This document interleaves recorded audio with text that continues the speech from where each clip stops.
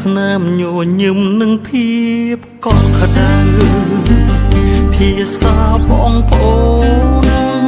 បាត់ទៅណាអស់ហើយយើងធ្លាប់សន្យាថាមិនបោះបង់ចោលគ្នាឡើយទូធ្លាប់ឆ្លោះគ្នាក៏ដោយនៅតែជាបងប្អូនគ្នាគ្រាមួយធ្លាប់គេងរួមគ្នាចាំទេចានមួយយើងធ្លាប់ញ៉ាំរួមគ្នាដៃដ៏ស្អរទន់ធ្លាប់ជួបទឹកភ្នែកលួងលោមគ្នាគ្រាន់តែរំកិលពេលលាតើក្តីស្រឡាញ់បាត់ទៅណាយូរប៉ុណ្ណាហើយដែលយើងដូចជាអ្នកដទៃអ្នកណាផ្លាស់ប្ដូរនិស្ស័យឲ្យលែងសើខ្វល់សុខទុក្ខគ្នាយូរប៉ុណ្ណាហើយតែយើងខានអគិស្មាគ្នាពេលនេះភ្នែកយើងសម្លឹងគ្នា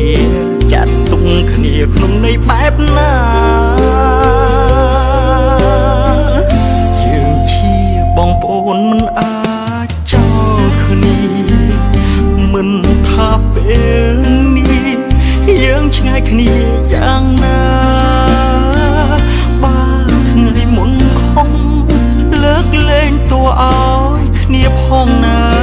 បងប្អូនគឺជាភាសាដែលស្ដាប់ឮហើយមិនឯកោ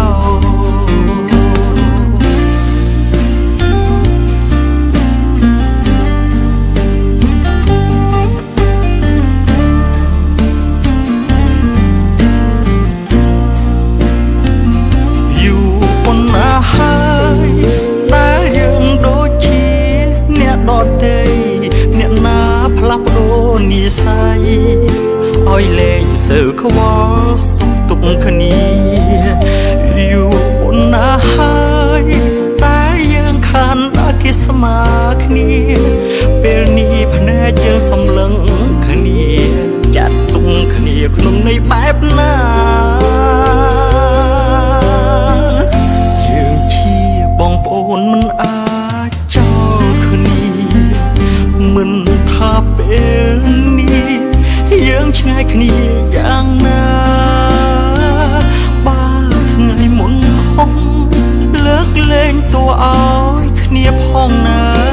បងប្អូនគឺជាភាសាដែលស្ដាប់ឮ